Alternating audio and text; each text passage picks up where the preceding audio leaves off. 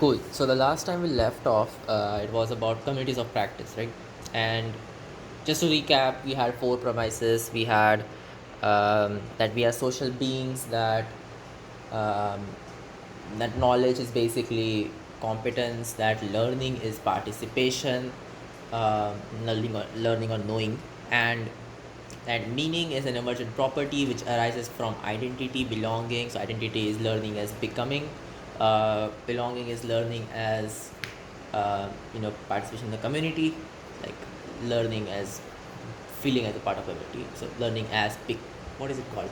Learning as belonging is in fact participation to the community. Uh, and then you have competence, so learning as doing, which is basically the practice.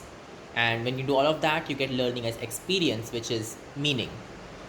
We saw a bunch of different variants of the community of practice. We saw what happens inside a community of practice, uh, what are the modes of practices, engagement, alignment, uh, and imagination. We saw what's marginalization, what's peripheral participation, what's legitimate peripheral participation, what is alienation, right? We took some examples of communities of practice. Yeah, we understood what multi-membership is. What else did we do? We also saw how to reconfigure identity. What are the different ways to reconfigure the identity of the communities of practice, the community of practice.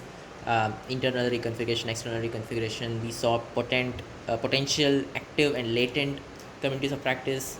Potential communities are those where people do not know each other. Latent is where they do know each other, but then the rules don't allow them to interact.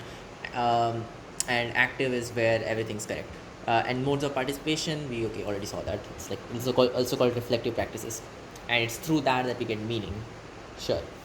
That's community of practice. Now we're going to move to cognitive apprenticeship. So I think this is like nice, but before doing that, we'll go to activity systems. So that's called expansive learning at work, because we're already slightly up in the participation dimension. So might as well keep going. So expansive learning, it asks four central questions. Who are the subjects of learning? So the definition. So like four central questions. Who are the people who are learning? Why do they learn? What are their incentives? What do they learn? What's the content basically? Right? And how do they learn? So if we had to answer these things for the different theories that we saw, like communities of practice, we also saw the constructionism thing. So in constructivism, let's start with constructivism. Who are the people? Well, they are just the individuals. Why are they learning? To, well, just perform well in a school, or maybe to learn facts and concepts and all that. That's what they're learning as well. So why is like their own incentive? I don't know why they learn stuff. How do they learn? They learn through schema building, assimilation, accommodation, perturbations, all those things. That's constructivism.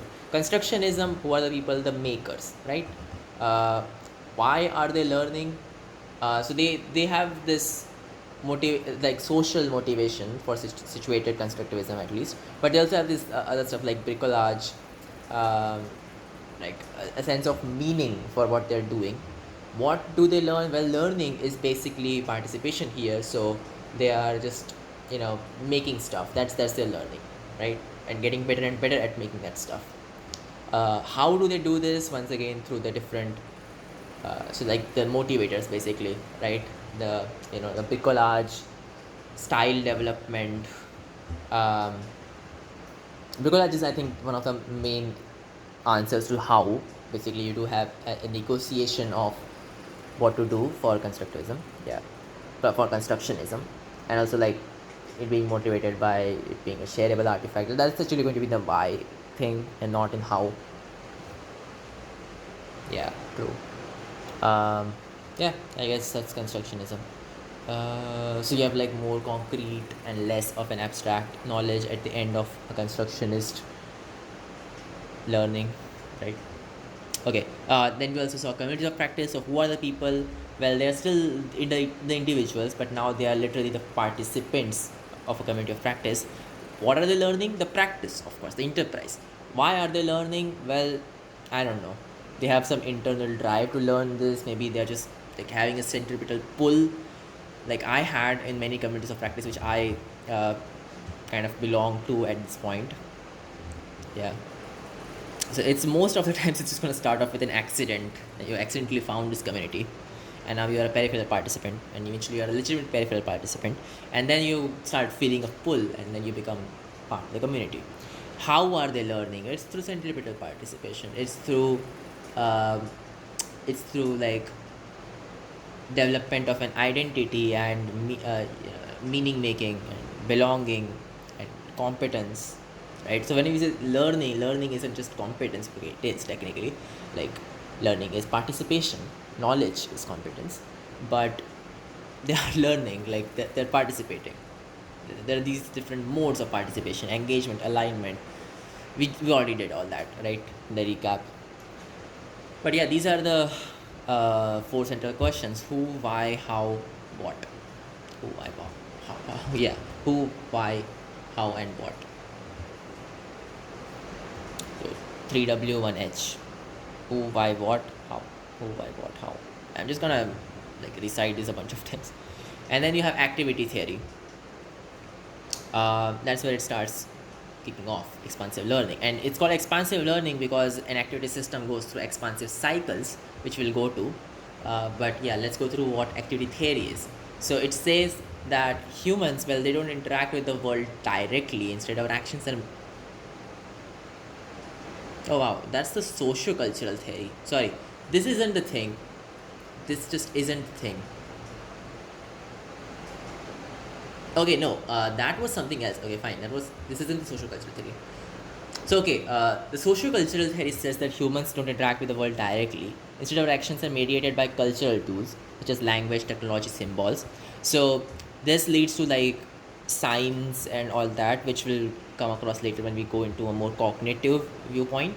But what they're saying is you have a subject, which is a person, who is trying to focus on an object, right?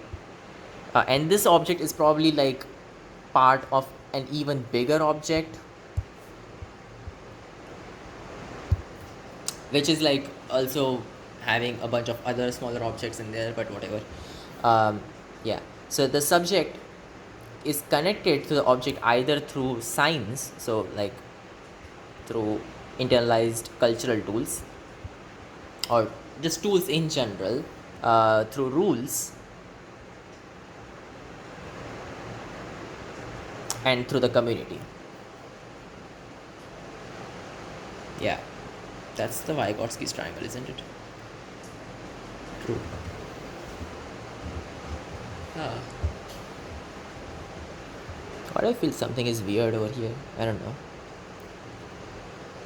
Okay, the subject accomplishing the object is basically a practice, so then that's part of the community. Yeah. Okay, I'll have to see the diagram again for activity systems. I'm just gonna search that.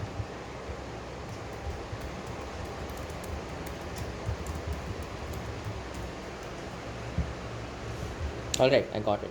Okay, this is a very bad diagram, but fine. So you have the subject related to the object, obviously. He's related through instruments or tools or signs. So rather than just calling them as signs, we'll just call them as instruments. Or tools is probably a better thing. Yeah. He's also going to follow rules and division of labor, which is set by the community. So community, and is following the rules, which is part of the community. And the rules, of course, decide how the object is going to change. And the subject is also following a division of labors, which is also kind of a rule, except it's like more specific, which is also like decided by the community, and it decides how it also like interacts with the object. Now this object leads to an outcome, which is actually just an even bigger object. Yeah. And so if you have two communities of practice, two activity systems, so sub activity systems. Why is it so? Yeah. Uh, so there's this one activity system and it has this big object, like big overlying object that everyone is kind of participating with. That's object one. And then you have this other community, so other activity system, which is, so everyone over here is having yet another object, so object 2, and there's some overlap between these, right? So that full thing is the activity system, that you have this sub activity system which has an objective, you have another activity sub activity system which is another objective. So a classic example is for children who are deceased, who are like patients basically. So they're chronic patients and they're mostly going to be in the hospital, but they also need to get educated and go, okay, I mean, we say educated, they also need to just attend school for the sake of attending school. So how do you do that? Like, the way that a hospital is set up is to have the person leave the hospital as soon as they can, so they'll get the least amount of disturbances, nothing. So it's like straight up contradicting or conflicting with the objective of the educators or like school or the parents or anything, like people who give childhood the structure it needs. So these two activity systems, the hospital and also uh, the parents or the external stuff, these two have contradicting objectives. So when you resolve such a contradiction, you usually get into an innovation. So that's what an activity system is. But just to go through this again, the subject is the person or group doing the activity. The object is the goal or the problem space being worked on. A mediating artifact, which is this thing over here, is something that allows the subject to connect to the object. And a community is a bunch of people who share the same object. So these two are related more to the community. It's not directly related to the tools, basically. The division of labor and the rules, that's part of the community. So here are some claims which activity theory makes. First is that the mediation transforms behavior, which is straight from sociocultural theory. Something else which it claims is that a student can do more with guidance than alone, and the student's ability will eventually catch up. Okay, that's actually from cognitive apprenticeship. Why is this there? So learning is social. Okay, that's what it's saying. Fine. Learning is social. Sure, because you are going to interact with all of these vertices, and so it's social. So internalization of social practice is when an external tool becomes so this will get to in social cultural theory, but it's basically saying that these tools eventually become cognitive structures in the subject's mind, and then they are called signs. But yeah, so behavior is thought, that stimulus system, whatever, I don't really care about this. Okay, so there are some principles for activity theory. First is that the activity system is a unit of analysis. So the analysis isn't just on people, it's on the full system. So these subjects could be people, but they could also be, a group doing an activity.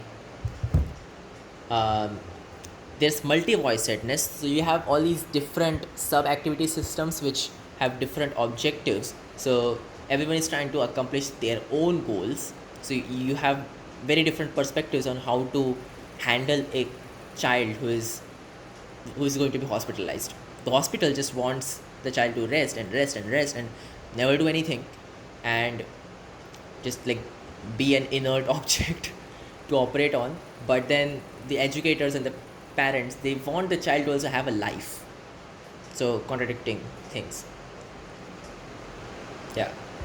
So that's multi-voicedness. So it's when every activity system it's when the sub-activity systems, they have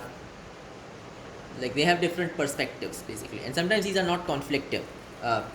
Sometimes it's fine, like one person is doing something, some other is doing something, and then these are not causing any kind of conflict, which is fine. Sometimes it does lead to conflict. So for example, you could have like an economist and a psychologist, and they are trying to model, I don't know, some weird thing. Let's say like the dating market, right? They are trying to model that thing. An economist will always see it through a very game theoretic view, and it'll be like, oh, it'll just become a red pill person altogether. And then a psychologist will probably try to, you know, like see it through a different lens. And so these two views, they may be conflicting, or they may simply be orthogonal, and they might even lead to innovation, right?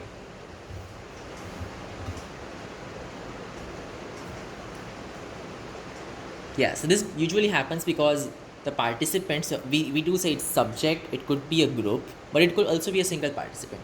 So the participants, they have different histories, and they use different mediation artifacts for accomplishing a task.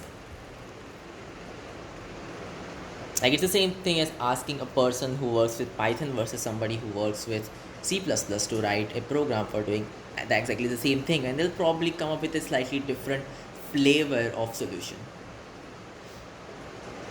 As a multi-voicedness. And then there's historicity. So activity systems evolve over time, right? So over very long historical time frames.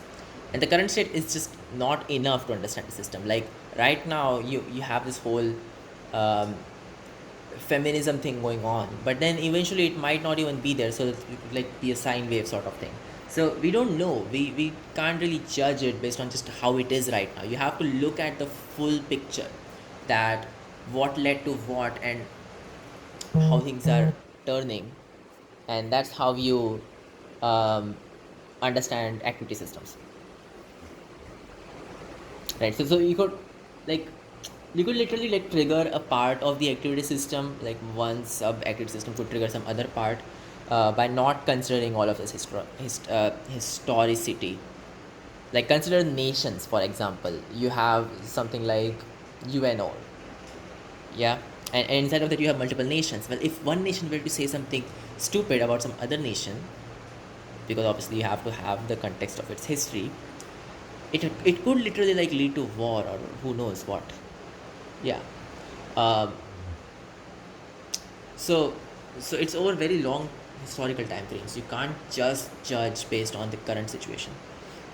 So one good example is Python. So Python's culture of readability, it stems from a frustration from verbose languages like Java. So without that, well, Python is just another language. Right? It makes no sense for it to be the way it is. But if you understand why people are working on that language, why do they do that exact thing, then it makes sense. Like it makes sense that Python is the way it is. Like consider networking, for example. You have all these different protocols which seem arcane now, which seem wrong, frankly. Like they're not good design. But then when you look at it from a history perspective, it makes sense that yeah, this is the protocol that was working perfectly at that time, and historically that's just what people use. So that's your activity system. That's And actually computer networking is kind of a good activity system, isn't it? Yeah. You could literally have different OSs running different protocols and all that. Not bad, huh? I could use that in assignment. Okay. So tools, rules, and concepts, basically these things. Tools, rules, and concepts, I don't know where that is. But also like division of labor. So these are cultural mediators, and these accumulate over time. So for example, Python's readability, that's a sort of unsaid rule, and it's a cultural mediator that accumulated over time. Like you write one liners in Python versus you write full on functions in C, that sort of thing. Okay. That's historicity. Then you so just to recap, activity system is the unit of study. There's historicity, multi-voicedness, contradictions as drivers of change. So as we just said, that you could have the hospital just wanting the patients in and being out as soon as possible, and parents wanting the kids to also have a life while they are going through the hospitalization. So when there are tensions within the system, and when I say tensions, I don't mean just conflict like for a single kid. I mean there's a fundamental systematic issue that these two have different objectives, right? Contradicting objectives. That's called a contradiction. So this is like a perturbation. Like this issue is there, and then something shows that the issue is there, and now you have to reconfigure your activity system. It's much like what happens for schemas, right? That you have all these different modes of processing, and then you reconfigure your brain based on stimulus that you get. So as you get more and more conflicts, the actual base contradiction reveals itself, and then you change the scheme itself, or you change the activity system itself. You reconfigure it. So for example, like let's take Texas Instruments example. Before this massive change in how people do coding, like through Perplexity and all that, TI is like very restrictive norms about AI usage. They were like completely valid, right? But because now there's a conflict, because now you have a more efficient thing which the developers want to use, but the admins, they don't want to allow the developers to just rely on these tools. You have this contradiction that's happening, right? So the main contradiction is between efficiency and security, but the conflict is this AI thing. So what happens is, like, to resolve this you need innovations. So in case of TI, we come up with in-house LLM agent. So for example, the text to SQL thing that I was working on, that was an in-house LLM agent. LLM agent is not the correct word, application. But that's an innovation, right? That's because of the contradiction you got an innovation. Similar to how, because of a perturbation, you have an accommodation. It's the same thing over here. And these innovations happen through expansive cycles. So expansive cycle is like this. First you do a questioning, that you question the sub-activity systems, that are they facing any hindrance. Then you go to the modeling phase. You go to the analysis phase.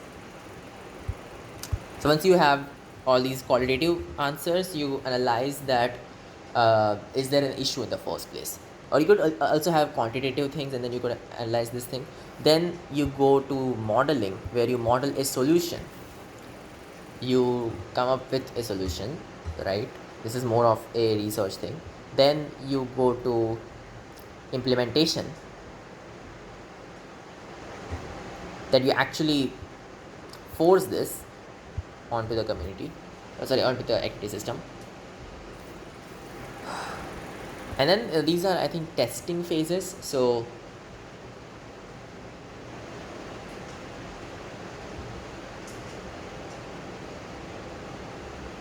yeah, I don't really have the full thing apparently. I'm just going to search this up. Activity system, expansive cycle.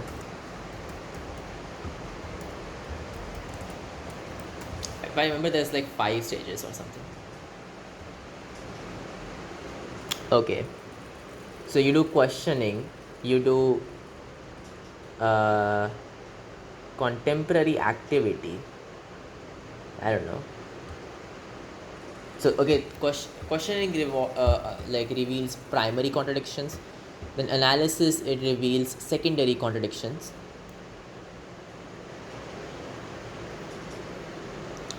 Then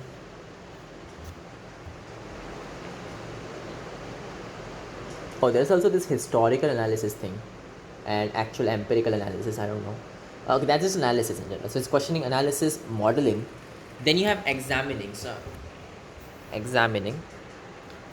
Oh, okay. Before the implementation, there's actually examining.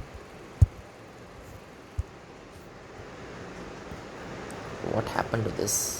My screen. Okay, so you have examining.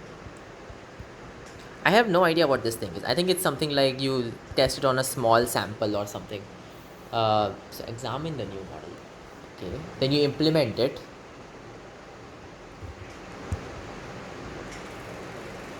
Okay, and then you do a reflection on the process. what's happening to this pen? And then you finally do the consolidation.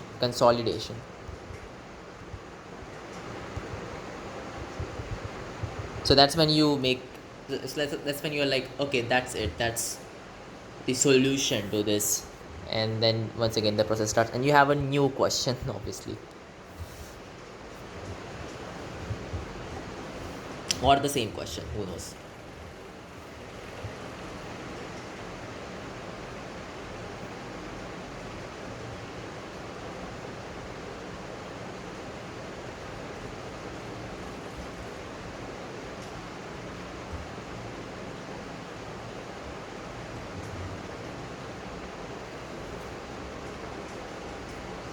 Okay,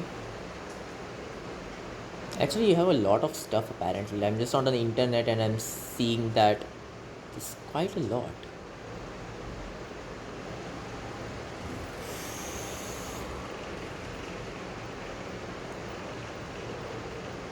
Man, they skipped over a lot, didn't they?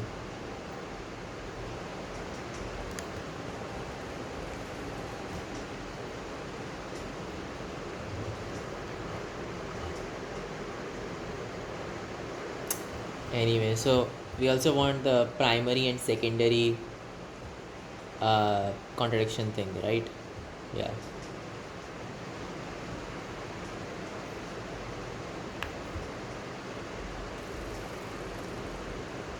So after analysis, you get to see the secondary contradictions, and after the just the question is just that you get to see the primary contradictions. So this reveals primary contradictions, and this reveals secondary. Something's wrong with this pen, and something's wrong with my phone, I think. I have to like put a lot of pressure. Anyway, that's expansive cycles. Fine. So we just did, okay, this thing. Now we can go to science, I guess. So, you know, the socio-cultural theory.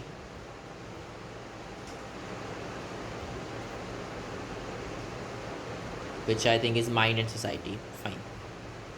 So what it's saying is that human perception and attention, just these two for now, but in general it's anything, even memory and whatever. So these aren't just biological functions, but so for human perception and attention, these aren't just biological functions, but they can be extended through signs. So the most obvious sign that we use is language.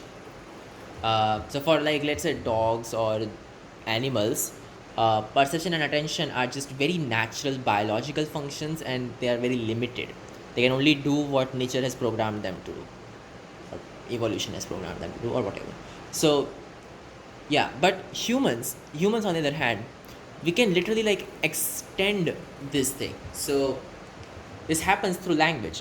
So a very basic example is a toddler given instructions a bunch of time that he has to do a particular task, and at first he's not very good at it, but eventually like being told so many times he becomes good at it. Like he starts to remember the steps, and now he can do the task. So what he did is that he internalized an external cue or a tool that was being used. So the tool is, I don't know, some punishment or some instruction, and he internalized all of that to basically give himself these instructions, that if I were to explain to you how to cook something, how to cook a particular dish, and I would do this like repeatedly, that every single time I would be like a user manual, and that's a social cultural tool, this language thing.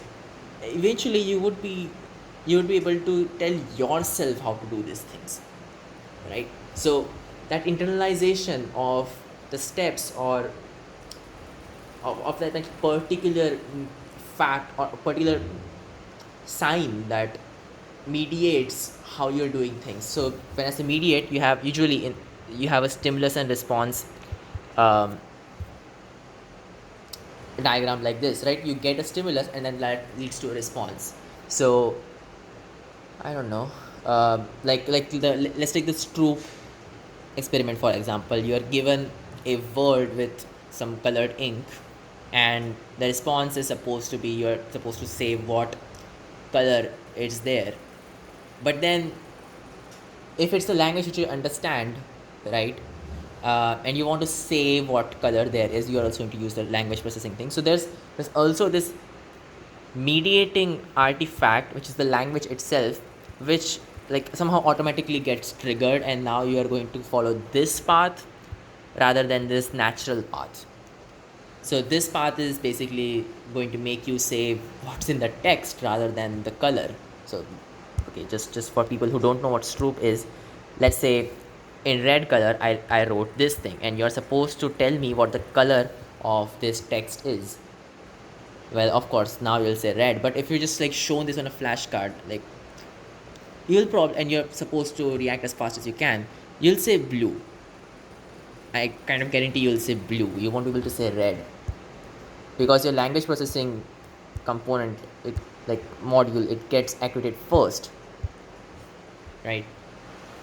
So there's a conflict between these two things, and that's cognitive psychology. That's not important. Let's take a the better example. What's the example that they use?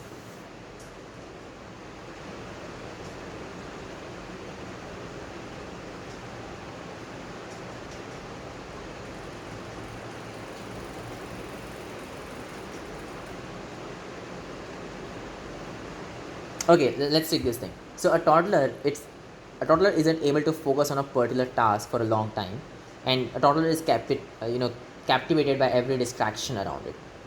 But a student, like not a toddler but grown, it can cut down all he can cut down all the distractions, not naturally, but by reminding himself constantly to pay attention. And this is the difference between somebody who understands and uses language versus somebody who cannot. Because somebody who does can remind themselves. So this extends their attention somehow. And this is called a higher form of attention. It's qualitatively different from the natural form. It's not just that it's quantitatively different, that you have more attention, but rather that you can extend it. It's a different method of extending attention. So this is possible only using language and the experience of expectation or punishment or something like that. So the student has internalized, and in this sense, in this particular case, the student's capabilities are increased since he can trick himself, right? So anything can be like amplified through language. You could amplify perception or attention. You could amplify memory, right? You could, like, so for example, people make up these stories, right? That actually helps them remember stuff. So that's basically a sign that they're doing. They have this particular methodology for remembering things, and that's how they do it.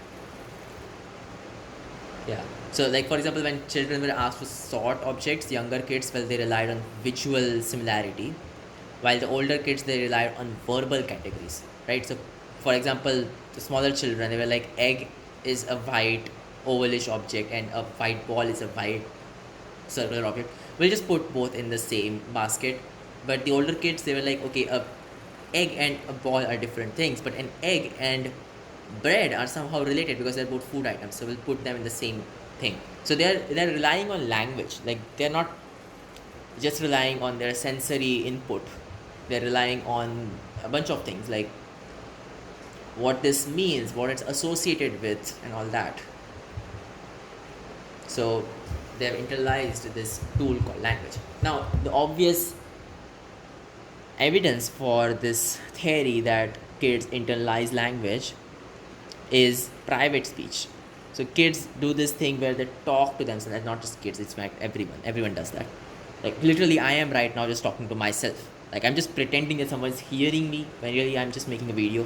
So kids talk to themselves, and that is basically them rehearsing this socio-cultural tool called language, and eventually they get so good at using this that they can now just do it like in their head. So when we think, we are not actually thinking in the using our natural cognitive functions. We are thinking using our extended cognitive functions, our higher form cognitive functions, which are extended using language.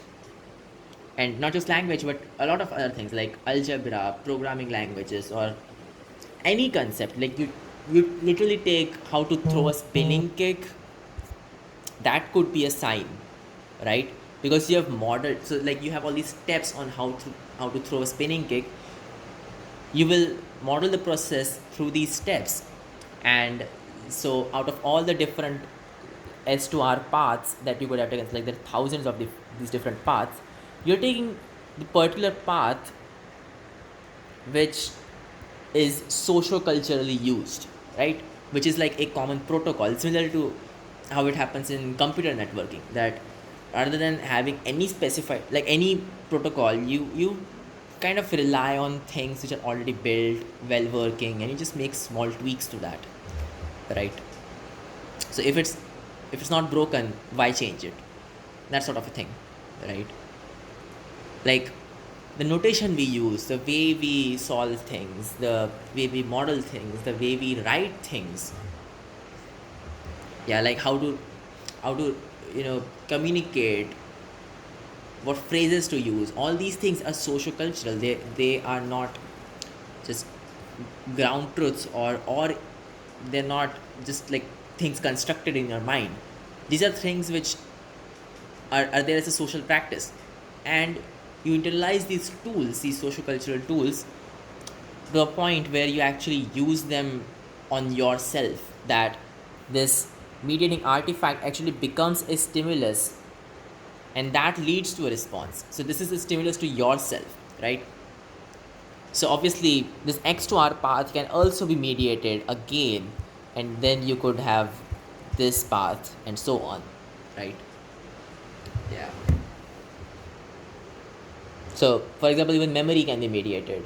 That natural memory is just remembering by sheer association. Higher memory is remembering using tools such as mnemonics or stories or grouping things together, structuring them, etc.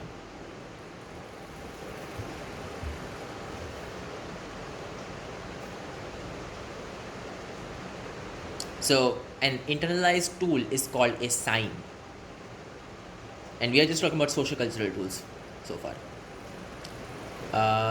Okay. Yeah, and now we're getting to some slightly interesting details. So this is about development and learning. So yeah, this guy also. So who is he? I've kind of forgot what who this guy was. I was talking about all of this. Vygotsky. Yeah. So he also talks about ZPD, and he also talks about what is it called? What is it called?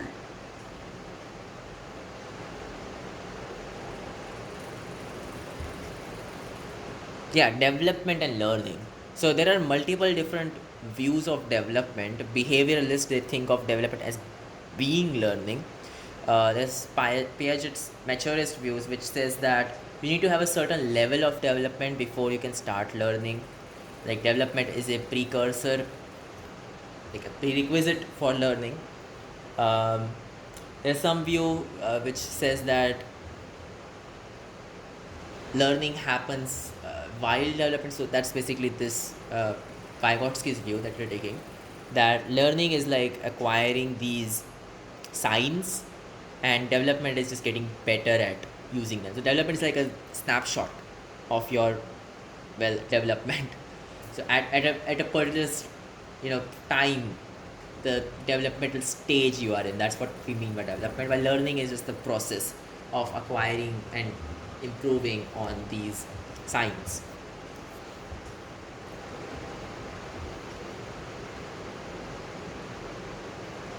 Yeah.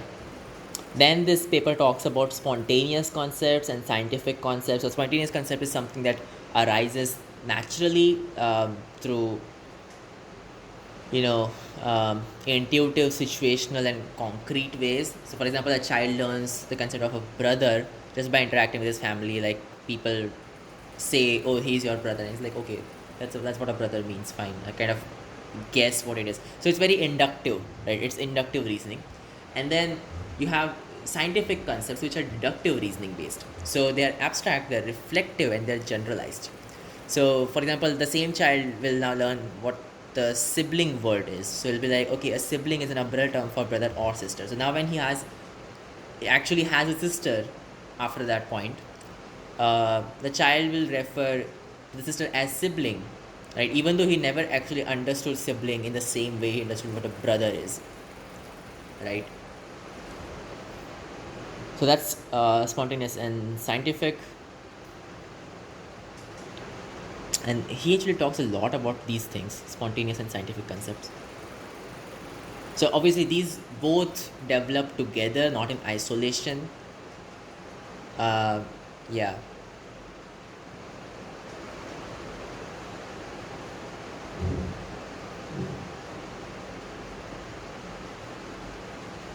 So it's like a spontaneous concept is the primitive structure, and a scientific concept builds structure. So sorry, a spontaneous concept is a primitive thing, and a scientific concept builds structure out of it. Right? It relates these spontaneous concepts. So scientific concepts are usually learned through instruction. So that's where instructionism comes in. And then these become internalized and they aid in reorganizing spontaneous thinking. Okay, so it's okay. Before he was talking about using science for, you know, extending your like cognitive processes. Now he's talking about how these things happen, like how do science actually build in the first place. Yeah, so he's also, I think, going a bit towards language because that's the common thing.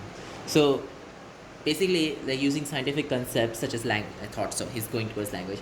One can create metaphors, analogies, other things that were previously not possible. So one can explore the properties of a concept much quicker than if we had no scientific concepts related to that object. Yeah. So for example, like this guy, this person I talked about, right? That a child who understands brother, and then when told what a sibling is, he also understands. So because he knows what a brother is, what a female is, okay, what a girl is. Let's not talk what is female. It's a bit weird. So he can use his reasoning, deductive reasoning, to say kind of understand what a sister would be or what a sibling would be, right? So now that he has a sister, he understands the word sister much quicker, even though he didn't have a spontaneous concept for it. Right? He didn't have to go through all that like people pointing out that, oh, she's your sister and all that. So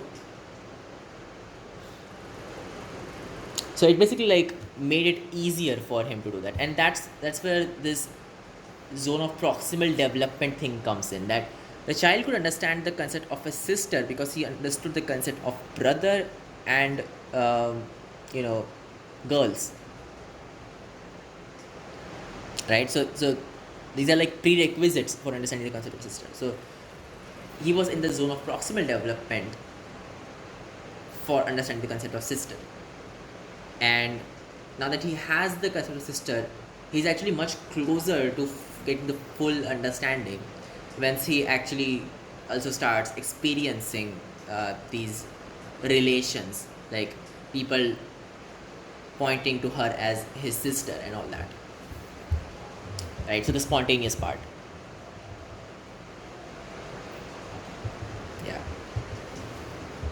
So but what this kind of implies is that you need spontaneous concepts to form scientific concepts, right? So that's where constructionism actually has its merits, because it lets people build spontaneous concepts before they actually go through the systematic so scientific concepts, right? So just instructing them on things isn't enough, right? So for example, if you want people to understand what a differential equation is, rather than like giving them a very precise definition, you could actually show them a differential equation and then explain what this thing is and how to solve that and all that, right? The more detail you go into is somehow better, like they remember it better. And it's the same thing, that the building a schema around it. It's not just recall, it's also understanding. That's what constructionism is talking about. And even they are these people are talking about the same thing, that you in terms of your ZPD, you're closer now, right? Because you had more steps between. Yeah, wait, I'll just get my charger because it's my discharge, my laptop, that is.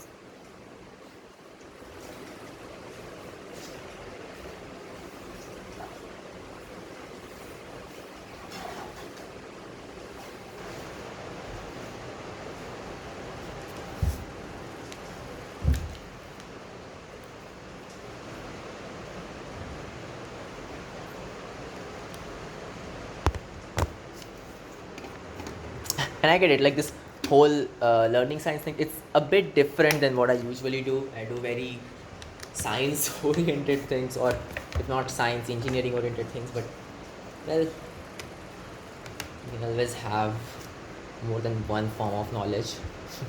Right? Okay. What was I doing? Yeah, that's spontaneous scientific concepts, the creation of analogies, etc. That's okay. And now we're going to what exactly is learning and development. So the maturest view by Piaget's view is that a child must reach a certain stage of development before they can learn, right? So since like initial language learning basically happens by only spontaneous concepts, just these associations that you make, schema forming and all that, uh, your development is just driven completely with inductive reasoning and like with forming these associations. So only after you reach a certain level of development can you even start deductive reasoning, where you can do this. Okay, a sister is a brother, but with like female traits or something like that sort of thing, right? You need a certain level of development. That's what Piaget's view is, right? So but if you take this to the extreme, what you will say is like you can't teach sixth graders programming, but that's completely false because you can, right? So yeah, it's that sort of thing. So basically saying that a child must be able to read and write before you can even start teaching algebra to him, which is completely stupid.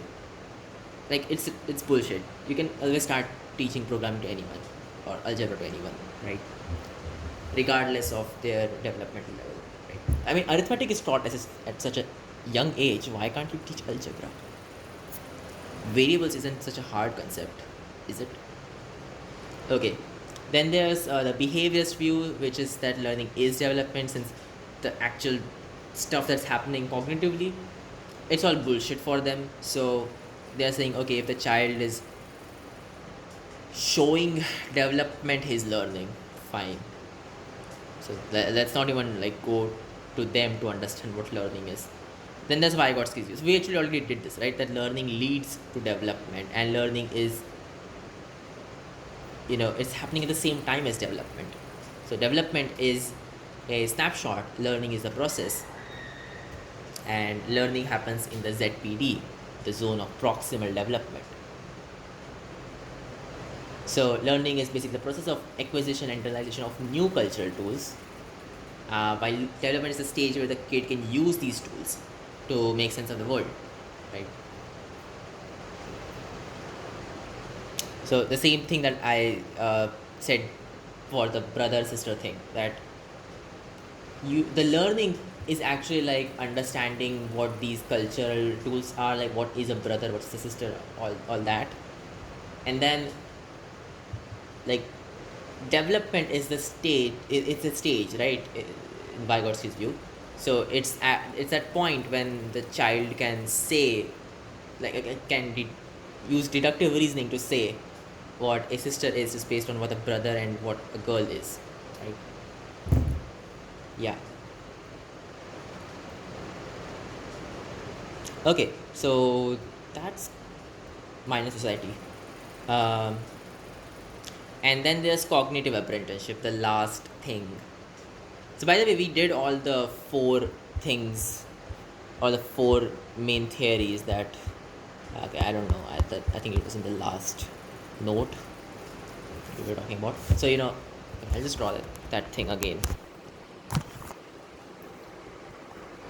So you have acquisition and participation, and you have cognitive and social. So for the cognitive side, you have constructionism and constructivism. So constructionism is participation metaphor.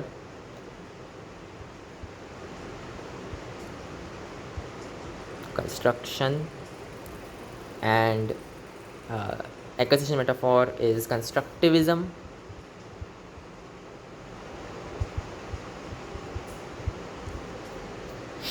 On the social side, for the acquisition metaphor, you have the socio-cultural theory, so Vygotsky's triangle and all that. So I'm just gonna write it socio-cultural theories. And on the social as well as the participation part, you have obviously the communities of practice and activity systems. Okay, activity systems is like weird because it's also involving a bit of acquisition metaphor, like because it's a science and all that, right?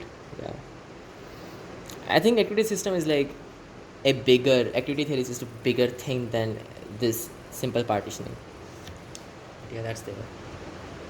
So over here you just have the social theory, right? Okay. Then you have cognitive apprenticeship, which is obviously going to be on the cognitive side, and it's mostly like acquisition metaphor. Yeah. So let's go through cognitive apprenticeship. This is kind of a big portion, but then unfortunately they're not giving that much of a that much of attention to this thing. So a cognitive apprenticeship is basically just an apprenticeship, the same thing that we saw with the Mayan midwife thing, right? The participation metaphor being in play rather than acquisition, like having like classroom learning. This is basically learning the cognitive skills needed for the practice as opposed to physical memory based ones. As opposed to the memory based ones. There's no physical skills. Yeah, yeah. So it's not just like remembering, it's also applying and the process exactly, and actually doing stuff. So the first thing it starts off with is the types of knowledge. The types of knowledge involved in a cognitive apprenticeship are domain knowledge, which is the actual concepts, heuristic knowledge. So I'm just gonna write all this down. You have domain knowledge. So like let's say I'm doing an apprenticeship as a I don't know, like I was doing JEE preparation, right? So in my coaching institute there was this teacher who was really good at math, who was teaching me math, and it was basically like a cognitive apprenticeship setup. So I was learning how to solve math problems fast from him, like algebra and all that, right? So the domain knowledge were obviously these problems. Then you have heuristic knowledge, which is, so it's like the tricks of trade. It's not exactly the formal writable knowledge, but it's just things which work, sometimes they don't work, like thumb rules. And he was teaching me a lot of that as well. So things like, I don't know, accuracy over speed and all that sort of stuff. So I mean, JEE was one struggle. So that's heuristic knowledge. So heuristics, strategies, all that. You have control strategies, which is how you control your process. So that's straight up like modeling at this point, that the flow of the process. So for example, somebody who's learning how to do research, they'll go through the usual research process, right? They'll be taught a lot of that. They'll be like, oh, first you have to do a literature survey, then you have to do a bit of testing, then you do some implementation, and then you do reflection, and you start writing the paper inward out, right? Yeah. So you have control strategies. In case of like JEE questions also, you had this thing that you first draw a picture, then you write down things in symbols, then you solve it algebraically, then you plug in these numbers, and then you get the output, which is your final answer, and then you just double check everything. So there are these control strategies, and then there are learning strategies. So these are like for actually doing the action. A learning strategy is something which is strategy that is used to learn more things. So So I don't know how to exactly say this. Uh, I don't really have a concrete example for this, but okay, let's say. So, for example, like when to, see examples, when to do a Google search, for how long to keep trying to solve a question, etc. Right? That's a learning strategy. That's like teaching yourself how to learn, learning how to learn, that sort of thing.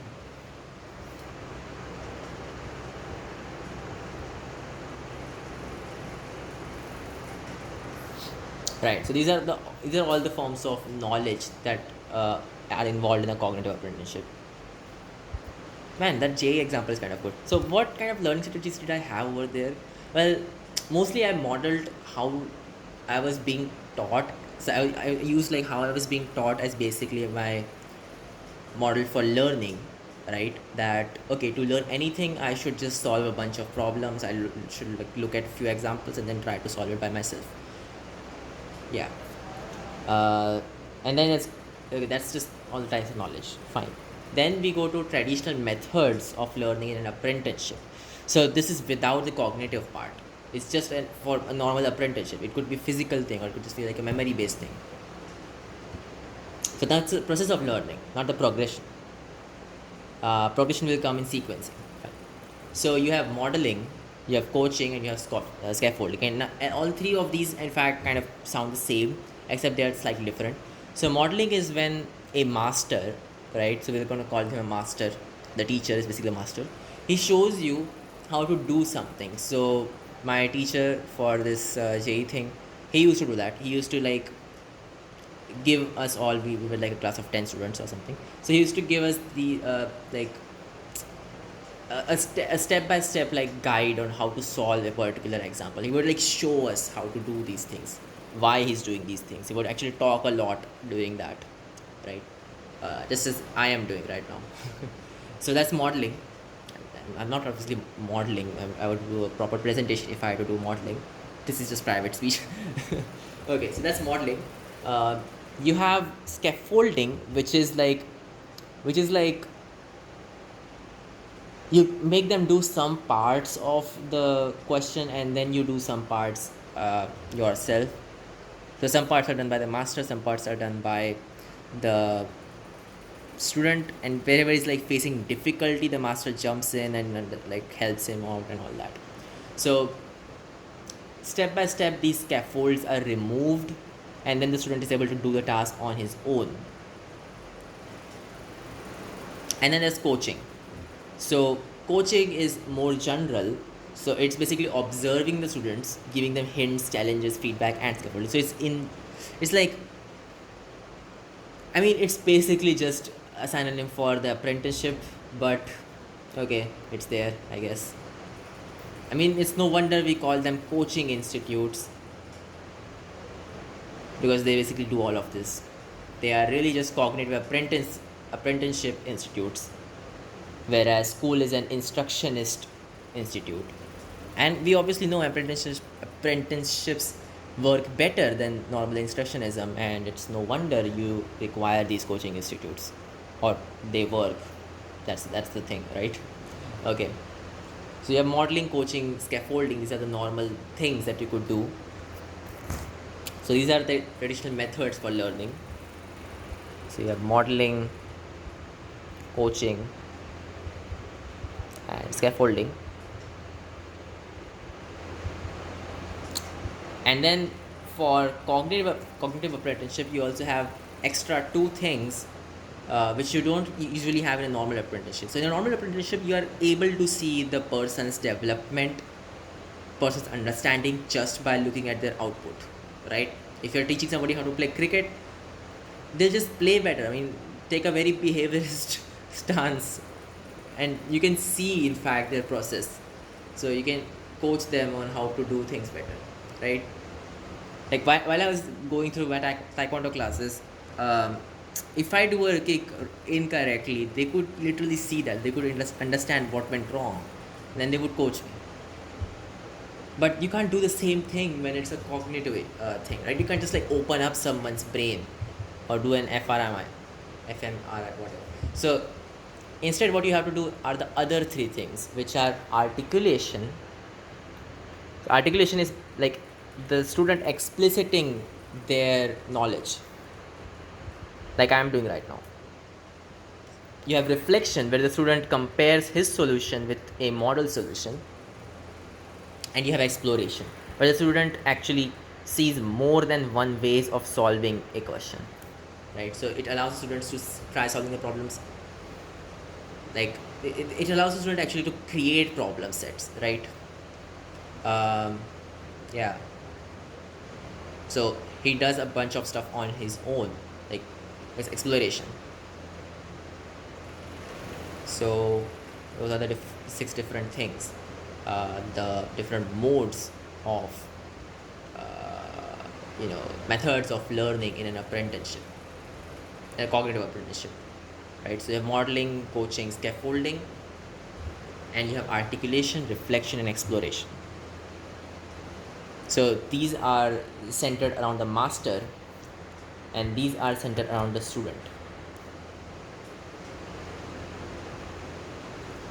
Okay, I don't think I'll remember all of this though. How do I remember all of this? Well, I'm obviously doing grouping over here. Oh god, I need to extend my extend my memory to a higher form or something. Uh, okay. Modeling, coaching, scaffolding, the more conditional things. Modeling, coaching, scaffolding. It's like 6 of these, each is 3. It's fine. And articulation, reflection, exploration. Articulation, reflection, exploration.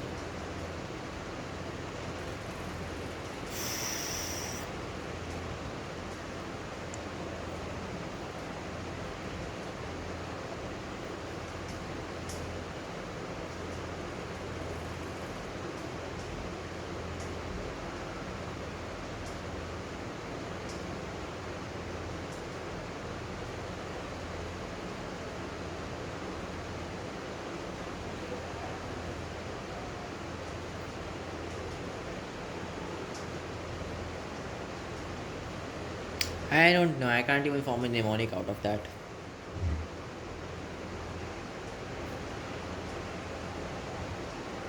Okay, maybe I can. SCAMER. It's like scammer, but without the M, like the double M thing. Scammer. Yeah, scammer. S for what was it? Oh god, seriously. S for scaffolding. So scaffolding, coaching, articulation, modeling, for exploration. Now you know what, this is a bad way to remember all of this. I'm just gonna group this instead. So modeling, coaching, scaffolding, reflection, articulation, and exploration. Okay, I guess this is how I will remember that. Okay, so that's the methods of doing learning in an apprenticeship.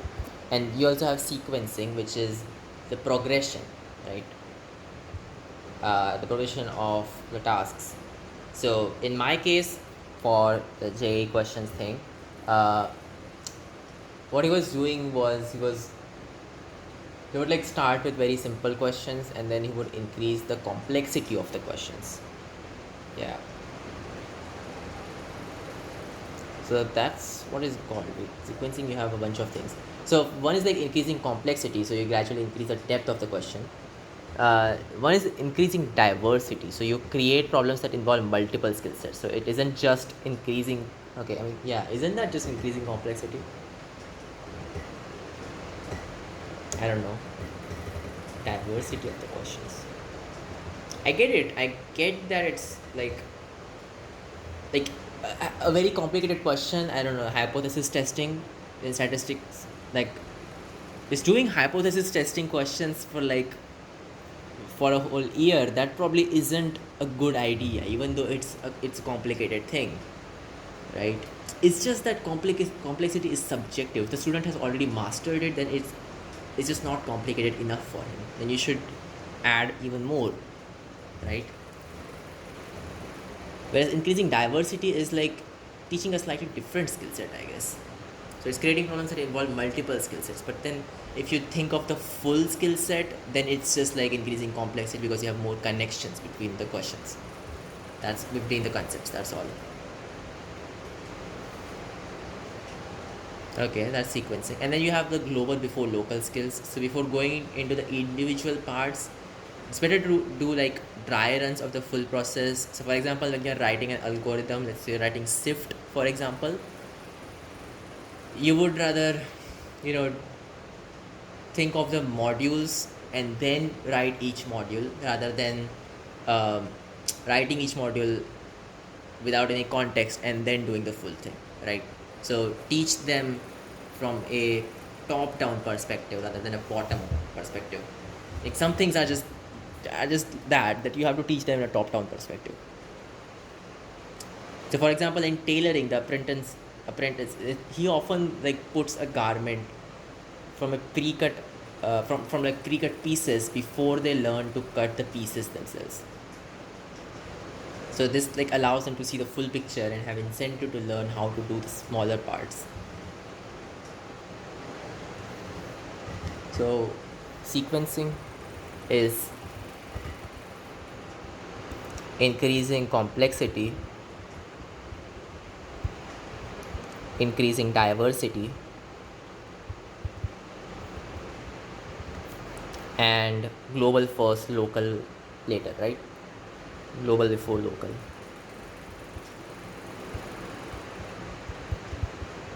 So basically a top down approach.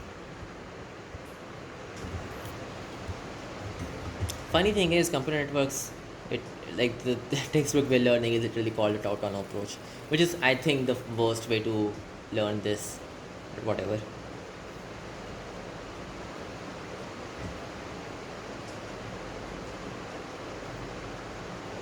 And then there are like other theories which can also support a cognitive apprenticeship. So you could have situated learning, so having student actually carry out tasks in the same environment that experts find a task in. This is by the way not necessary. This is like not necessary for a cognitive apprenticeship. It's just that it's a good thing to add. So there is no miniaturization except that the tasks will be like will have less risk associated with them, and they'll be on a smaller scale. So basically like make them do what the experts do. That's sociology. Sorry, that's situated learning. You have the community of practice thing going on. You also have the intrinsic motivation where the you know so all of these things, situated learning and community of practice, this is to generate intrinsic motivation. Extrinsic motivation is like about gaining something material, so you have commoditization of your skill. So let's say a grade. The intrinsic motivation is on identity or belonging and meaning and so on. And then you have exploiting cooperation, so that's the group thing that I was talking about. So pair up students and make them like one of them inquire and reflect while the others articulate. So basically what happens in a group learning setup. So it's like a low cost and it's a good motivator. So I did that. The weird thing is I did all of that somehow. So during my JEE preparation, I exploited cooperation a lot. Like it just happened somehow. So I had someone like a peer who she was like slightly worse in all of that than me. So what would happen is I would articulate a lot and she would just inquire, right? Inquire and reflect. So I was like solving problems for her and she was modeling from me and I was modeling from my teacher, and we had this weird ecosystem going on. So we basically were working as a pair, so there was already a group exercise at that point. Somehow I did all of that, and I don't know, man. Like this was more of a apprenticeship than anything else that I ever faced. So exploiting cooperation, I did that. There was intrinsic motivation, so there was a community of not exactly community of practice, uh, but yeah, it was definitely situated learning since I was like solving problems which I was supposed to solve at the end, right? And the end goal is to solve the JEE questions. to pass the exam. So I was already doing that. So I was like, okay, cool. I already have an intrinsic motivation since I'm good at this job, something like that. There was no community of practice, I agree. But yeah, like, do you always need a community of practice? We had like 10 people, so not a big community of practice, but then I had some history with that teacher. Like, in my 8th and 9th standard, I was also under him. So you could say it was a community of practice. Like, we had a sort of bonding where it felt like a community of practice. It felt like I belonged there. I could identify myself as a part of the community. I even at some point aspired to be him, like to literally be in his position and be doing the same thing. Wow, huh? That's that imagination part. Okay, great.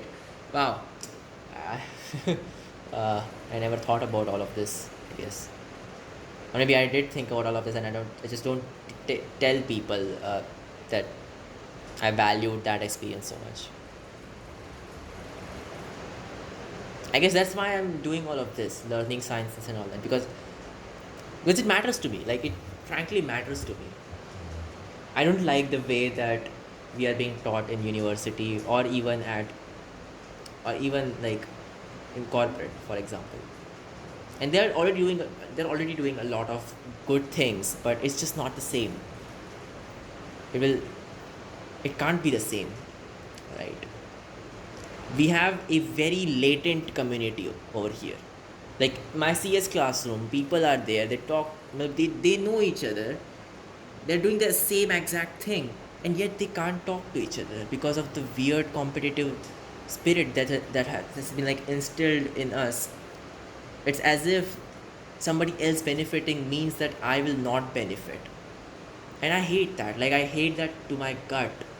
That community is sitting there. It's just so stupid. Yeah, now I'm just like raging over some issue which isn't even really in my hands. Okay, so that was whatever. Okay, now let's go to scaffolding. So there are two types of scaffolding. One is structuring, where you reduce the unnecessary setup of a task so that the stages are already laid out. Some of them are even partially completed. So it's like fill in the blank sort of thing. So, like at some point, I was doing these machine learning Coursera courses from deeplearning.ai, and they had structuring going on. That the notebooks that they shared with the students, they already had a lot of like boilerplate existing over there, and all we had to do was just make some important decisions, some very um, high level decisions. So that's structuring. And then you have problematizing, where you increase the task's complexity by piggybacking additional reflective tasks. So it's like do all of this data analysis at the same time, also give an interpretation of what you did, or something like that. So like the articulation reflection thing, articulation reflection exploration. So you attach it to the task, right? So the idea is to keep the student perpetually in a zone of proximal development. He should never be too comfortable, and he should also not be too uncomfortable, right? It's a zone of proximal development. So for example, this Brilliant, right? Like Brilliant is a website where they follow this. They have very good sequencing. It's a shame that it's not as fast paced as I would like. But other than that, they do have good sequencing, and they can, like, the courses are basically designed so that anyone can catch up from whatever background they are from. And yes, this is more or less, it's like they're not very pragmatist in what they're doing. They're not like that for each individual it's a different thing, but it's fine. I mean, it's better than nothing. So uh, yeah, structuring and problematizing, thing, that's the scaffolding thing. Coaching, I still don't know what exactly it is, but whatever. And modeling, well, modeling is just modeling. There's no types of modeling. uh, And then you also have a community of learners perspective. So basically you have a community of practice, with the practice being learning itself. So in my case, the JE thing, it was a community of learners. So like the traditional classroom is also a community of learners. So a COP needs these properties to be a community of learners. It should have a diversity of expertise among its members. For example, wait, actually, did we have diversity? I don't think so. I mean, okay, yeah, I mean, like some people were good at something, some were good at some other thing. So we kind of did have diversity, but just not very explicitly. A shared objective of continually advancing collective knowledge. So it's the same as the group learning thing, that, like, you know, you get perturbations because you have different ideas. Over here, you get like the benefit of having somebody else who is an expert in an entirely different section of the practice. So you can just get all that information and get all that practice from him, model it from him, rather than from an instructor or from a master, right? So this is like a P2P thing where it's like self-sufficient, grows on itself. So it's a shared objective. So okay, the things that we require for a COL, it's a diversity of expertise among its members. It's shared objective of continually advancing collective knowledge. It's not just your knowledge but collective knowledge. So for example, in a classroom, if you put this relative grading system, you can never have a community of learners, because this shared objective is not there. It's just a private objective of advancing your knowledge, right? We also have an emphasis on learning how to learn, which is okay there. I mean, that was always there. And you have a mechanism for sharing what is learned, which I mean, we never really needed because we didn't have the second point in the first place, right?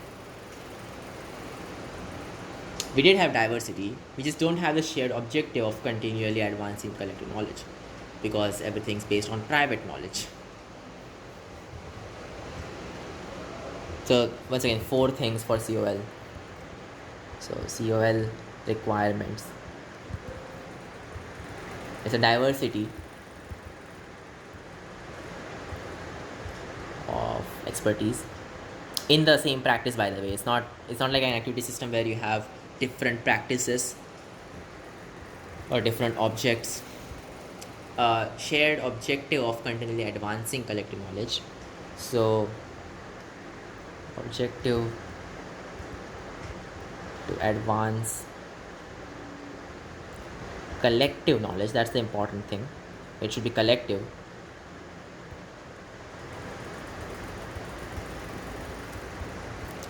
An emphasis on learning how to learn. So yeah, I mean, this thing is, I think, non-essential, but fine. Emphasis, essentially the learning strategies, right, on how to learn.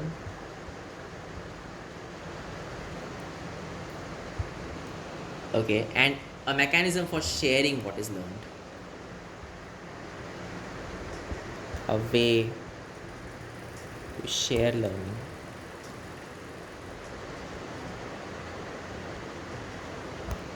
Okay, so for example, I was taking a compiler's course, and there we had all of these things. It was very much a community of learners, because we had diversity of expertise. Like, some people are good in programming languages, some people are good in, like, they have an engineering mindset, they just want stuff done.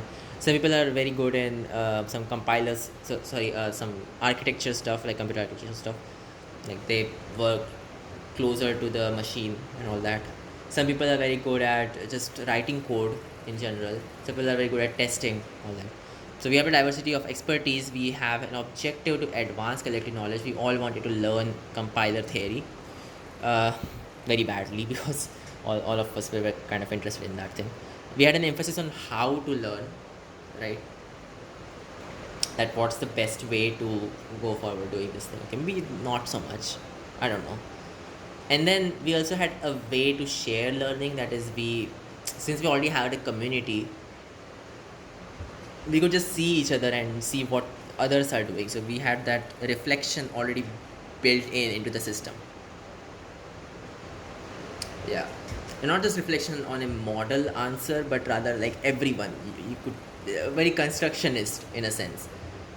Okay, that was literally constructionism at play if I think about it, because we were being taught compiler theory through a constructionist approach. Wow, now that I think about it, that professor is an amazing person. How did he how did he manage to convert the classroom into that? I don't know, but it was amazing. That's what I'll say. Like, forget the content, the just the way the thing happened, that was amazing. Like, we were literally we were stealing, not stealing, but like completing ideas that were introduced by other people. That's what the community was doing at that point. Like, somebody wrote a shell for their language, and then I basically wrote a better shell for my language and all that. Somebody wrote a configurable programming language. It was amazing, frankly. Like, I don't know, it's just, it was one hell of an experience.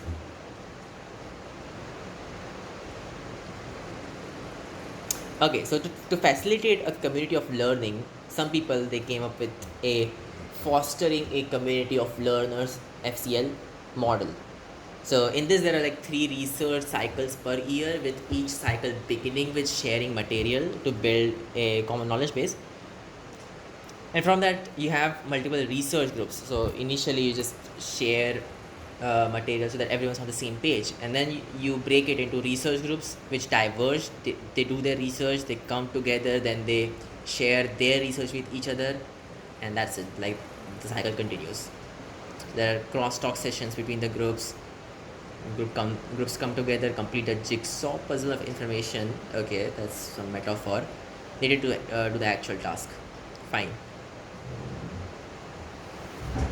And that more or less completes my notes. I also have a bunch of reflection assignments that I did, which I guess we should go over. So I have the reflection assignment 4 and 5, and for 5 I actually did 4 different uh, versions of this. Okay, so the assignment 4 was that I need to select a skill I'm very good at and write a short plan articulating how I would teach it to a friend using cognitive apprenticeship. So we just saw that for cognitive apprenticeship, you have these 6 things that you should be doing. That is, uh, coaching, scaffolding, those are the thing, modeling. So modeling, coaching, scaffolding, and you should also be doing the 3 cognitive methods of learning, that is reflection, articulation, exploration.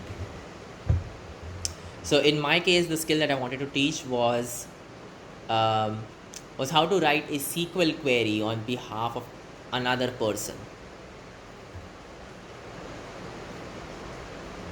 Right, so basically, like, you'll be given a problem, will be given a database, and then you want to convert a natural language problem to a SQL query. So the modeling phase for this is, of course, breaking it into a bunch of steps and then showing them the process, right? That first you write, yeah. So this progression is almost scaffolding. Okay, whatever. So like, first you just look at the problem, then you break it into a bunch of smaller problems. You look at the database, you see what tables you need, you figure out what tables you really have. You start writing the query, you do it in word out and all that, right? Yeah. Okay, so that's a modeling thing over there. The articulation stuff, I don't know.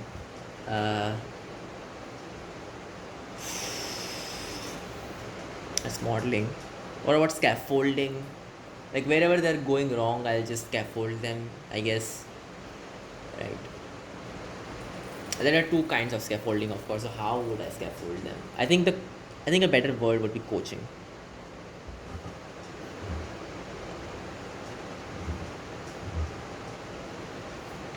Why do I feel scaffolding is a bit like sequencing?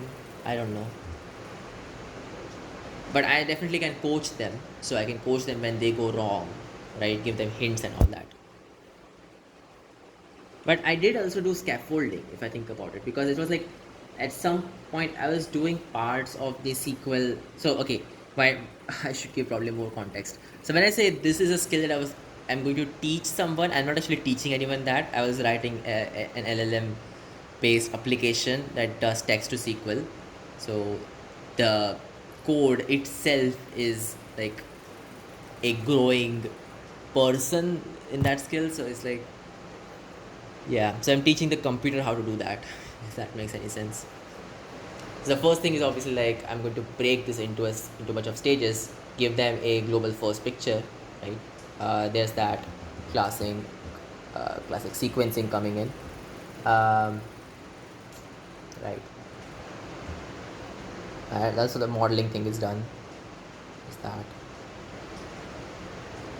Then I was like writing these parts separately, so that's I think some form of scaffolding where I'm just doing all the other parts by myself, but then some parts I'm doing it through the computer or through the application.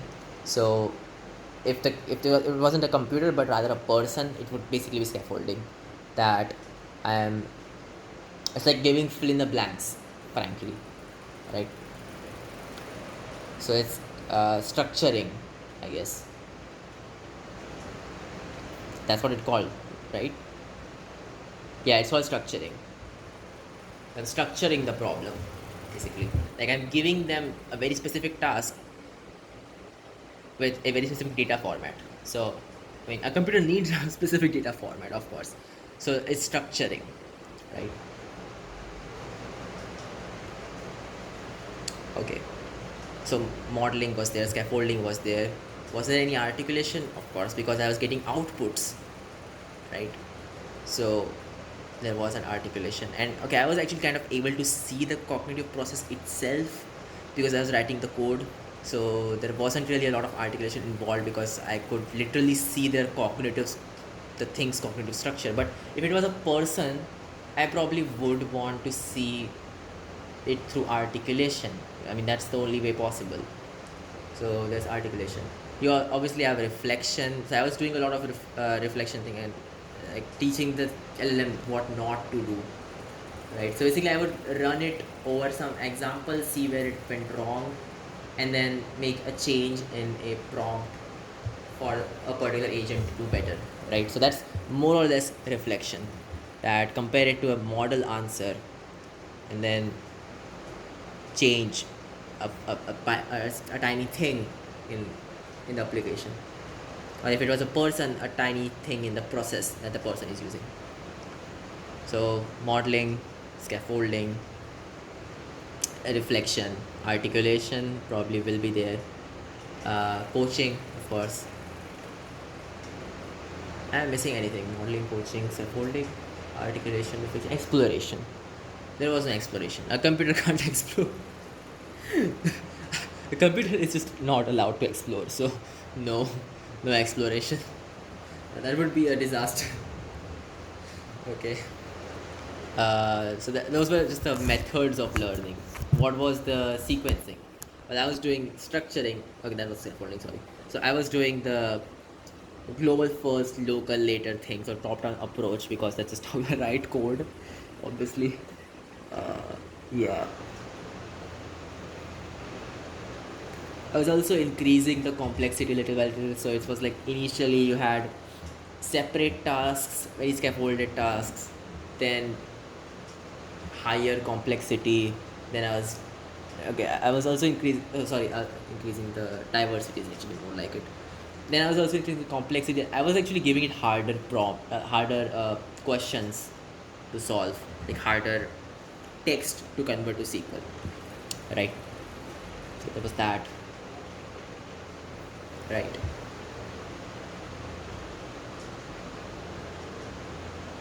I don't know. I don't know what to call this. That a code base basically being a learner. There must be a term for this, right? How is it I can apply so much of this thing on top of that?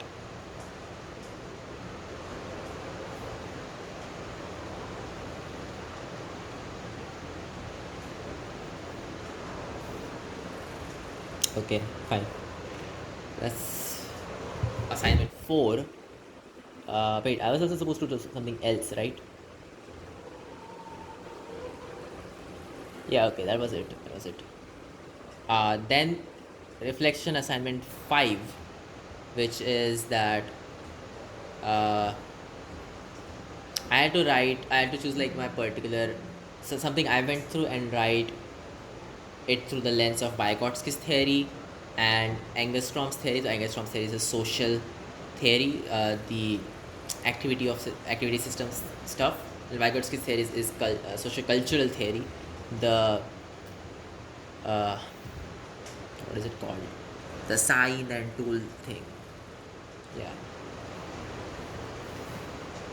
So my first attempt at this was the compilers course, of course. So I was creating a compiler for a custom programming language in a compilers course I took and learning about compilers by doing this. It wasn't in the conventional classroom setting. So yeah, that was a constraint on this, and we had to do this in a setting which is not conventional classroom. Okay, so I was doing this, which isn't a conventional classroom because there were no lectures really, but it was a constructionist one. I already told about that. So I had a teammate who was really knowledgeable in PL theory. He's Aniket Mishra. He's the head of the Lambda Calculus Club here. So he was really good in PL theory and how to actually write compilers. And I was good at Python and programming and architecture, computer architecture, right? So let's talk about it through the Vygotsky's theory lens. So the theory and techniques used in compiler design, such as lexing, parsing, codegen, these were the tools that had to be internalized, and they were internalized. Now when I think about a programming language, I don't think about the programming language the same way I used to do before. Now I think about compilation and how the structure would be and how would it be parsed and all that, right? Like I literally had a project which I proposed that was just parsing SQL, like creating a parser for oracles, which is like a very ambitious project. I mean, I looked at the structure diagrams and there's just so many of these structure diagrams that I just stopped doing that. But yeah, so now whenever I think about creating a system that understands syntax of some kind, uh, could just be like Boolean logic, like you have on this Scopus website. So just have Boolean logic. The way I would program this is not how I would program this earlier, right? Now I think about it through the lens of compilers. Okay, so every week I would like build part of the compiler, and every weekend me and my teammate Aniket Mishra. So we would discuss like my work, what's lacking, and all that. So I was always in a zone of proximal development because just this far away from learning a new concept. I still remember I was learning what this cactus stack thing, and I was only able to learn that so good because I was already suffering from not knowing it. I was like, how do you do true? What is it called? What is it called? Ah, shit! I kind of forgot the name for that. True closures, yeah. So how do you do true closures? And there was some very bad stuff I had to go through. And the answer was cactus stacks, of course. Man, that was, yeah, some learning that I went through. It was very constructionist, very much participation oriented. Had very less acquisition, but it was learning. I'll say that in the end. Like I feel that it's just, yeah, maybe they're right. Maybe participation is kind of similar to learning. Like I literally say I learned something. Or at least the whole thing was meaningful. I didn't acquire a lot of knowledge, but it was meaningful for sure. So yeah, I was in the zone of proximal development almost every week, and yeah, we were also like being taught through normal lectures as well. It's like we're just being introduced to these extra things slowly, so that we would like get better at using different compiler techniques. But yeah, and Engelstrom's theory. So there was also a wider community in the course. So the activity system that we're talking about. So they were like these multiple teams. They're all working on their compilers. Uh, so we were the subject, of course, for this sub-activity system. We were the subject, and designing or creating compilers was the object. There was the other activity system, which consisted of TAs and professors and all that. So that system had the objective of our learning, of course, but also grading, right? Yeah. And our objectives was creating compilers was the main objective, but also like doing good in the course, getting a good grade. Their objective was, I mean, from our point of view, not giving us good grades. Well, yeah, right, whatever. I mean, there weren't a lot of contradictions, to be frank. Like, we all were understanding. Like, we were understanding that we would have to compromise. Like, we can't have everything. It's fine. Okay. So most of the teams just like wanted a good grade. They would take a less risky part, just do what they can do, sort of. And ironically, those ended up not getting good grades because they just didn't take any risk. It's just bad. Uh, yeah. So the TAs, professors, they actually wanted us to go like crazy and just explore as many paradigms, as many different things as we can, so that we understand how compilers work. So there was like this like fundamental contradiction in the system. So my personal insight is that this experience taught me it's not just like professors or teachers which I can learn from, but also my peers and co-workers. That was like the first trial. Actually, I did 4 trials with the same assignment. So in another trial, I was this is about when I did statistical mechanics, like how it all started and that sort of stuff. So it's just that the issue is that the activity system is very like it's a latent community sort of problem, that there are people and okay, sorry, not latent, there's a potential community sort of problem, that there are people and they talk to each other but not face to face, not actively. It's not an active community. Like I was a legitimate peripheral participant, so I don't probably know a lot about the actual communication that goes on. And I was pulled in. Like I had some sentimental participation going on, but it was not based on talking to people. I didn't have a sense of belonging, I guess. I had no idea who I am actually, what community I am actually getting into. I just knew this thing is like interesting, and I identify myself with being one of the practitioners of this thing. Statistical mechanics, of course. Yeah. But I didn't have a belonging thing. Like I didn't have belonging till the end of the course, when I actually started to meet people and you know think that okay, maybe they are like me, right? Impute my cognitive processes to them, like a concept of other person who likes statistical mechanics, or at least has to do statistical mechanics, that sort of stuff. So I guess this is a bit weak, this one.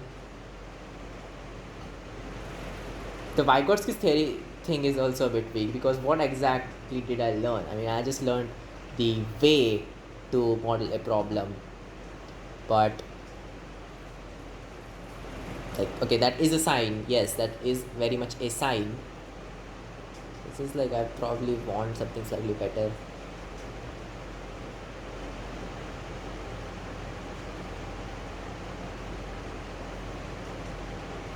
It's just like okay, this is actually not bad, because the sign which I uh, learned, I even applied this. Like once I understood the core framework for statistical mechanics, like you just look at the system, write its entropy, like write the number of microstates that you would have, uh, take a natural log, get the entropy, do a maximization,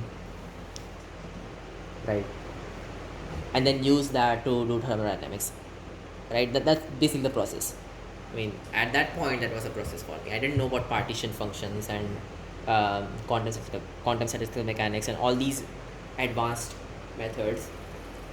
I'm saying it's advanced, but it's just like kind of MSc level, so it's not really advanced, but whatever.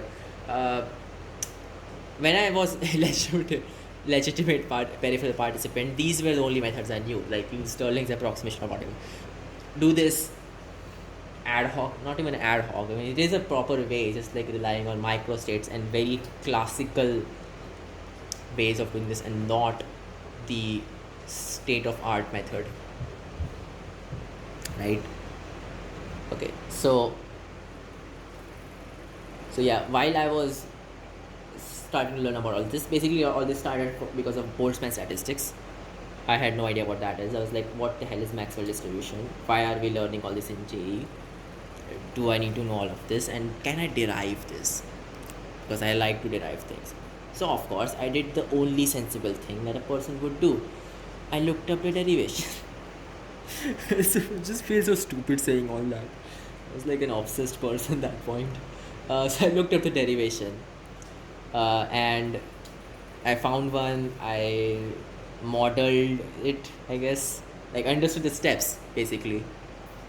And then I applied it to gases. I understood Maxwell's derivation from Maxwell's distribution. From that, I could apply it to multiple different scenarios. I applied it to liquids. I applied it to electrochemical systems, basically the Voltaic cell. I applied it to solids. Solids is like kind of easy because you don't have a lot of microstates. But yeah, so I applied it to a lot of other stuff. I applied it to mixture of liquids, like solutions. Yeah. Right. Mixture of gases, whatever. Everything. I basically did everything. Yeah. And doing all that, I basically got kind of proficient in doing that specific thing for any kind of system. I was able to do a lot of good thermodynamics just from that one modeling. So, modeling definitely. Articulation, not so much, because there was no big other. Wait, I'm doing Vygotsky's theory. Why am I doing cognitive prediction here? Sorry. So Vygotsky's theory. It was a sign, of course. The whole modeling thing, what I modeled, was basically a sign, right? Because it's a socio-cultural artifact. That particular statistical mechanics technique that you write the microstates, you derive the entropy, maximize it, all that. That is a particular way to solve this. That is a socio-cultural thing. It's something that has a history and is done in a community, right? So I internalized all of that and then applied it to so many things.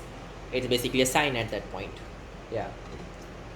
So that was Vygotsky's theory. What about the ZPD thing? Of course, I was only able to understand all of that because I already had knowledge about like probability distributions and approximations and who knows what. Yeah. So I was in the ZPD all the time because before knowing all that, I was like confused about it and searching everywhere how to do this thing. And then when I understood that, I was still in the ZPD because I wanted to apply it to other things, and I was only able to do that because I already had seen it done for one of these things before. So it was a proximal development. Okay, you have applied it for gases, try applying it for mixture of different liquids. So yeah. Okay, so that's Vygotsky's theory. Still sane. How do you do Angstrom's theory for this? What activity system was I part of? One could say I was somehow part of the statistical mechanics community, right? I was a peripheral participant, but then you're talking about activity systems. What activity system was I part of? Like, it's supposed to be a a bidirectional participation, right? Like, I'm doing something which is also changing something else. There's nothing that I was part of. I was just an observer. It was an interpretive view that you have to take here, right? Until much later, when I actually did become a part of an activity system. So, in my university, at IIT, of course, I'm still in the university. So, I took a statistical mechanics course, and at that point, I was properly a part of an activity system which was based around statistical mechanics. So there I can say that, oh, you had some activity systems which were the MSc kids, me, the BTech guy, trying to just do it out of sheer curiosity and just willpower. And I don't know what got into me. There's that. There's the professor and TA. Okay, actually the professor is different and TA is different. So both of them are different subjects, in fact, and not the same group. The professor, who is, I have no idea why Prasanna taught me the way he taught me and what exactly his goals were or whatever. In fact, like I don't know what drives him. And then there was Prasad Pawar, my TA, the only TA in fact, who once again I have no idea what his actual incentives are to do this thing, but he seemed like pretty. Like, he's a very good person. Like I mean, like in terms of skills and all. So he's doing things around quantum computing. I could see why he's doing all that. So fine. Uh, so that's my activity system. It has 4 sub activity systems: me, Prasanna Venkatesh, Prasad Pawar, the MSc people. Yeah. A small activity system, but there is an activity system. Fine. And we all had different objectives as far as I can see. Like Venkatesh just wanted to teach, and that's what he did. Prasad Pawar was just like grading stuff. The MSc people just wanted a good grade and wanted to pass and all that. And there was me, who actually had an inherent drive for all of this, like an idiot. I was asking so many questions to the professor and all that, and there was some weird thing going on with it. But yeah, there was a bit of this community of learner thing going on. Like we were sharing a lot of our perspectives, but it wasn't too noticeable, so not much to say. Okay, so that's 2 trials. There are actually 2 more trials, but I don't know. I'm not going to do that. The last one is kind of wacky, which is also what I submitted, but now I'm thinking it's not a good one. So it's advice as a social tool. So the situation was that during my late school years, I started facing emotion-related challenges. So yeah, at first I was like relying on these internet things, YouTube, Reddit, philosophy quotes, and I was using these to self-regulate my emotions. So the objective here is to self-regulate me, my emotions, prevent harsh decisions, all that, right? uh, but then eventually I started rehearsing these socio-cultural tools, right? These quotes and motivational things, and I rehearsed it so much that I eventually just created a whole new character, like a wise other who is giving me these advices, right? So later I even did it like explicitly, formally through, so like actually giving the character traits and all that. And after some point doing all of these mental gymnastics, there came a time where there eventually comes a time where you don't really need to do all that. You can tell yourself what to do. You don't have to rely on any social cultural tool. You don't have to rely on a wise other, even imagined ones.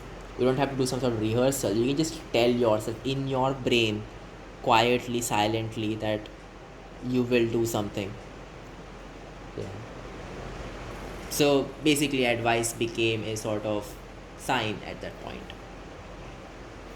So Vygotsky theory, it's that advice itself is the mediating tool here. The goal is self-regulation, and that's it. That's what about ZPD? Okay, I didn't actually put the ZPD over there. Oh wow, I'm going to get really bad marks. I realize this. Okay, Engestrom's theory. So there is a larger system that I'm part of, namely the self-help community on the internet. The subjects are people who are facing problems in their life, and the object is to function the best way possible.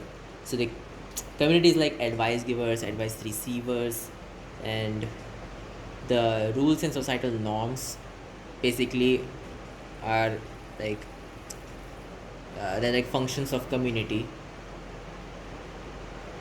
And a key contradiction is the conflict in the nature of advice. So some of them are very nihilist, existentialist. Some are like optimists. Some are very stoic, virtuous. Yeah.